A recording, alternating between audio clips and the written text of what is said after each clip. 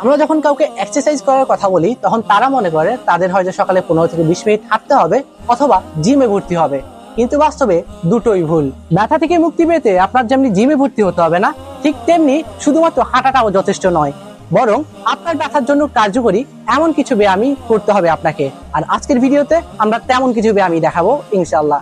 ধরুন আপনার হাতের কবজিতে ব্যথা, সেক্ষেত্রে আপনি হাতটা প্রসারিত করে এভাবে ধরে এভাবে 1 2 3, আবার অপোজিটলি 1 2 3, এভাবে 5 থেকে 10 বার বা আপনার সাধ্য অনুযায়ী করতে পারেন। এছাড়া অনেকে দেখা যায় পায়ের মাংসপেশিতে ব্যথা থাকে, সেক্ষেত্রে আপনার কালফ মাসেলের ব্যায়াম অর্থাৎ 1 2 1 2 1 2 এভাবে ব্যায়ামটা করতে পারেন, যার ফলে আপনার কালফ মাসেল বা পায়ের মাংসপেশিটা শক্তিশালী হবে।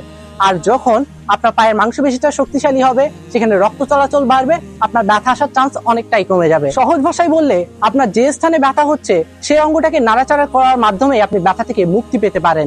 যদি আপনার কোমরে ব্যথা হয় তবে সেক্ষেত্রে আপনার কোমরকে প্রসারিত করা, আপনার হাতে ব্যথা হলে হাতকে প্রসারিত করা, কবজিতে ব্যথা হলে যে ব্যায়ামটা দেখালাম ঠিক সেভাবে আপনি প্রসারিত করতে পারেন বা নাড়াচাড়া করাতে পারেন।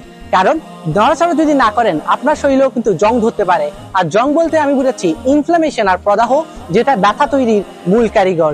তাই এখন থেকে শুধুমাত্র হাঁটা চলা কিংবা জিমে ভর্তির চিন্তা বাদ দিয়ে ঘরে বসেই আপনি এই ধরনের সহজ ব্যায়াম করে ব্যথা থেকে মুক্তি পেতে পারেন। প্রতিটি ব্যথার জন্য নির্দিষ্ট কিছু ব্যায়াম নিয়ে আমাদের একটি সিরিজ আসবে আমাদের এই নিরাময় ফেসবুক পেজে। এগুলো মিস করতে না চাইলে আমাদের এই পেজটি ফলো করতে পারেন। আসসালামু আলাইকুম ওয়া রাহমাতুল্লাহি ওয়া বারাকাতুহু।